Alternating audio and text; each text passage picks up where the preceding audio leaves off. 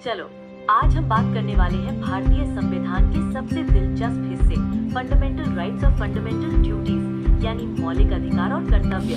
सुनने में थोड़ा भारी लगता है, लेकिन यकीन मानो ये हमारी रोजमर्रा की जिंदगी से ज्यादा जुड़े हुए हैं जितना हम सोचते हैं। बिल्कुल। और अगर आपको लगता है कि ये सिर्फ किताबों में पढ़ने वाली बातें हैं, तो जरा सोचिए, अगर फंडामेंटल राइट्स ना होते तो आपके पड़ोसी की भैंस आपके घर के बाहर पार्क हो सकती थी और आप कुछ कर भी नहीं सकते थे। सही पकड़े हैं। तो सबसे पहले फंडामेंटल राइट्स का मतलब क्या है? ये वो बेसिक ह्यूमन राइट्स हैं जो संविधान ने हर भारतीय नागरिक को दिए हैं। इन्हें मौलिक इसलिए कहा गया है क्योंकि ये हर इंसान के विकास और देश की तरक्की के लिए जरूरी है। और ये अधिकार सिर्फ फैंसी शब्द नहीं है, ये कानूनन लागू होते हैं। मतलब अगर किसी ने आपके अधिकार का उल्लंघन किया तो आप सीधे कोर्ट जा सकते हैं। संविधान के पार्ट 3 में आर्टिकल 12 से 35 तक ये सारे अधिकार लिखे हुए हैं। चलो अब एक एक करके इन अधिकारों को समझते हैं, ताकि एग्जाम में कोई भी सवाल आए तो आप ऐसे जवाब दे सको जैसे चाय में बिस्किट डुबोते हो, झटपट और मजेदार। सबसे पहले राइट टू इक्वालिटी यानी समानता का अधिकार, अनुच्छेद 14 से 18। इसका मतलब है कि कानून की नजर में सब बराबर हैं, कोई भेदभाव नहीं, न धर्म, न जाति, न लिंग, न जन्मस्थान। और हाँ, अनटचेबिलिटी और फालतू टाइटल्स जैसे राजा महाराजा भी बैन। बिल्कुल। अब आता है राइट टू फ्रीडम, आर्टिकल 19 से 22। इसमें आपको मिलती है बोलने की आजादी, कहीं भी घूमने फिरने की आजादी, किसी भी प्रोफेशन को चुनने की आजादी, और अगर पुलिस आपको बिना वजह पकड़ ले तो भी सुरक्षा।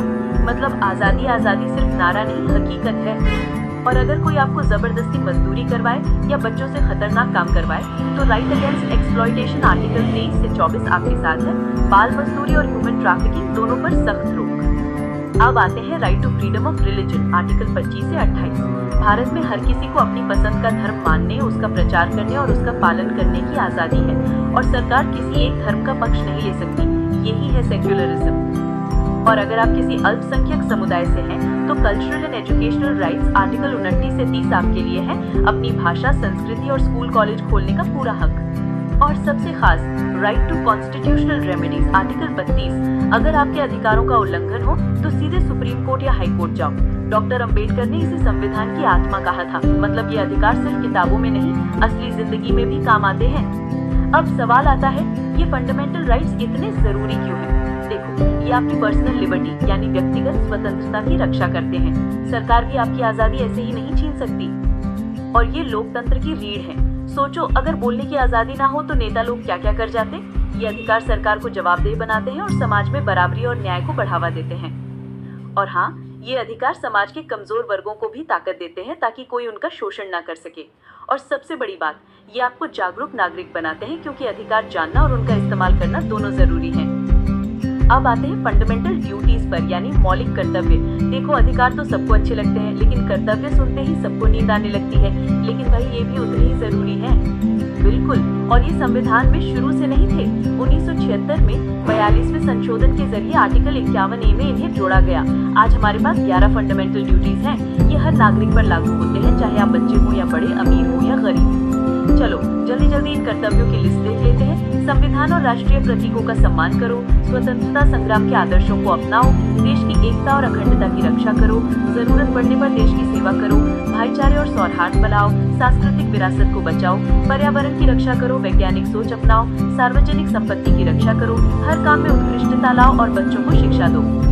और हाँ, ये कर्तव्य कानूनन लागू नहीं है। मतलब अगर आप नहीं निभाओगे तो पुलिस आपके घर नहीं आएगी, सिवाय कुछ मामलों के। लेकिन ये नैतिक जिम्मेदारी है। जैसे मम्मी पापा कहते हैं, घर साफ रखो, नहीं रखोगे तो डांट पड़ेगी, लेकिन जेल नहीं जाओगे। अब सवाल, ये फंडामेंटल ड्यूटी जरूरी क्यों है? देखो, अधिकार और कर्तव्य दोनों साथ चलते हैं। अगर सब लोग सिर्फ अधिकार मांगेंगे और कोई कर्तव्य नहीं निभाएगा तो देश गड़बड़ हो जाएगा। जैसे अगर सबको बोलने की आजादी है तो दूसरों की भावनाओं का भी ख्याल रखना चाहिए। और ये ड्यूटीज देशभक्ति और एकता को बढ़ावा देती है। सोचो, अगर सब लोग राष्ट्रीय ध्वज और गान का सम्मान करें, देश की रक्षा करें, तो देश मजबूत बनेगा। और अगर सब लोग सार्वजनिक संपत्ति का ध्यान रखें तो बसों और ट्रेनों की हालत ऐसी नहीं होगी कि सीट पर बैठने से पहले 10 बार सोचो। और ये ड्यूटीज पर्यावरण और संस्कृति की रक्षा में भी मदद करती है। पेड़ लगाओ, नदियों को साफ रखो और अपनी सांस्कृतिक विरासत को बचाओ। ये सब हमारे कर्तव्य है। और सबसे मजेदार बात, वैज्ञानिक सोच अपनाओ। मतलब व्हाट्सएप यूनिवर्सिटी से आई हर खबर पर भरोसा मत करो, थोड़ा दिमाग भी लगाओ। और बच्चों को शिक्षा देना भी अब कर्तव्य है। माता पिता या अभिभावक को 6 से 14 साल के बच्चों को स्कूल भेजना जरूरी है। इससे देश में अशिक्षा और बेरोजगारी कम होगी। अब एक बड़ा सवाल, फंडामेंटल राइट्स और ड्यूटीज में फर्क क्या है? देखो, अधिकार संविधान में शुरू से थे, लेकिन कर्तव्य बाद में जोड़े गए। अधिकार कानूनी है, कोर्ट में लागू होते हैं। कर्तव्य नैतिक है, कोर्ट में नहीं जा सकते, लेकिन समाज में इज्जत जरूर कम हो सकती है। अधिकार आपको सुरक्षा, आजादी और बराबरी देते हैं। कर्तव्य आपको जिम्मेदार और अनुशासित नागरिक बनाते हैं। दोनों का संतुलन जरूरी है। जैसे दाल और चावल दोनों साथ हो तभी मजा आता है। और हाँ, अगर आपको बोलने की आजादी है तो ये भी कर्तव्य है कि आप अपनी बात से किसी को चोट न पहुंचाएं। अगर सब लोग अपने अधिकार और कर्तव्य दोनों निभाएंगे तो देश एकदम फर्स्ट क्लास चलेगा। तो आज का टेक अवे, फंडामेंटल राइट्स और ड्यूटीज दोनों को जानो, समझो और अपनाओ। एग्जाम में कोई भी सवाल आए तो जवाब ऐसे दो कि एग्जामिनर भी बोले वाह क्या बात है। और याद रखो, अधिकार मांगो लेकिन कर्तव्य निभाना मत भूलना, वरना देश की गाड़ी एक पहिए पर दूर नहीं जाएगी। चलो अब किताब बंद करो और अपने अधिकार और कर्तव्य दोनों याद रखो। अगली बार जब कोई पूछे फंडामेंटल राइट्स और ड्यूटीज क्या हैं, तो जवाब दो ये तो हमारी लाइफ की रेसिपी है भाई। और अगर कोई बोले इतना सब कैसे याद रखें, तो कह देना भाई गॉल्पो सुनो, सब समझ आ जाएगा।